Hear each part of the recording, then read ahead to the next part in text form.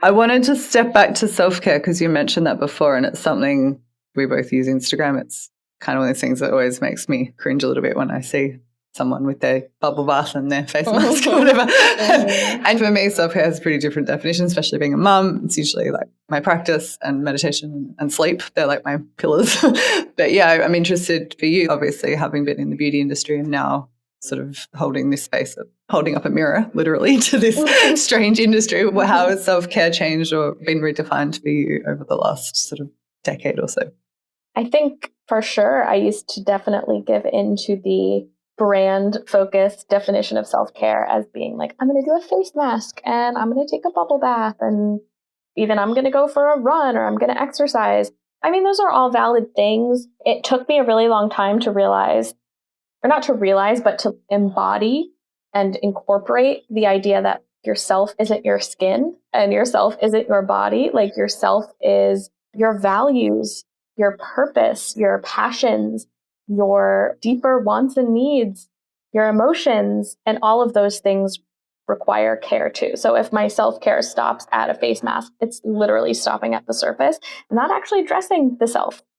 It's just addressing the fleshy coating that encapsulates my spiritual self. So just having that sort of aha moment was huge for me, which is not to say that I'm necessarily great at self-care. I still like work too much and don't take time every day to meditate and don't particularly feel like I'm in a season of my life where I am actively caring for myself the way that I should. But at least I have an awareness about it now. Is that any better? I don't know. I think so. I think that's a step. I mean, my experience is similar of being this. Even I'm a yoga teacher, I've been practicing since I was 15. At the beginning, if I'm really, truly honest, I was practicing because I didn't want to get fat and I wanted to have a strong body and healthy body. But it was quite an external motivation. It wasn't to connect to myself or to feel more like calm in my existence or whatever. Like now it's literally this thing that reminds me of my spaciousness and my connection to life and nature and all of it, and why I'm a mother and why but you know, that took me, I'm 36. I would say in the last 10 years, that's really landed for me. But that's a long time with one discipline really to get to a place of not using it to beat myself up, I suppose. And I think it's like a process. Yeah. And it's also fine because I have said many times before, vanity was my entry point to wellness. The reason I started meditating was because my skin was so inflamed and I had been through the ringer with dermatologists. I had been on a prescription steroid treatment. It actually really damaged my skin. I went to topical steroid withdrawal and I couldn't put products on my skin.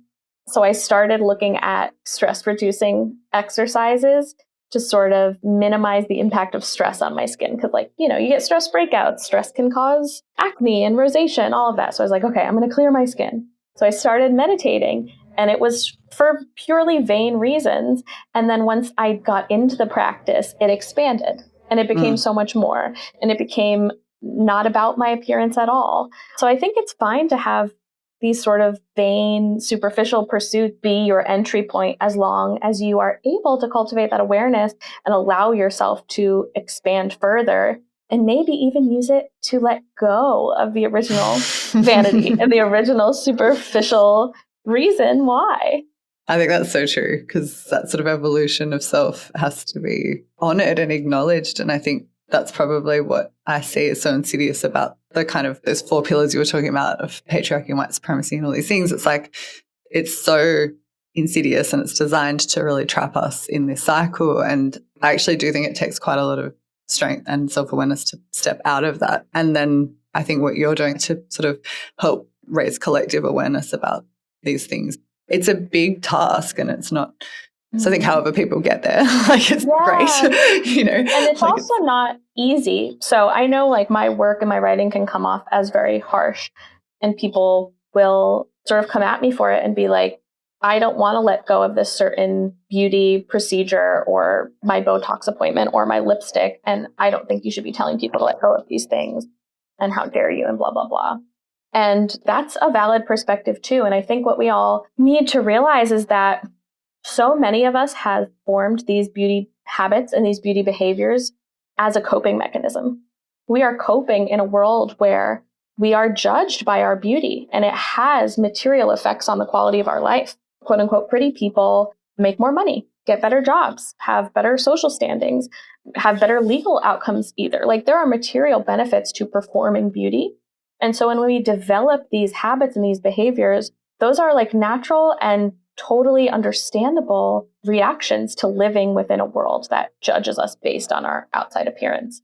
And then I also think we need to acknowledge that as we slowly let go of these behaviors, we are changing the culture that instilled them within us. We have that power collectively to change the way things are.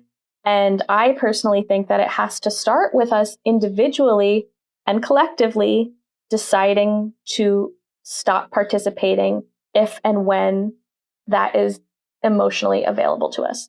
If abandoning a particular beauty behavior is giving you extreme anxiety and affecting the quality of your life, like, don't do that. Work on the anxiety thing first. And then maybe later in your life, you will start to let go of the beauty behavior that prompted it.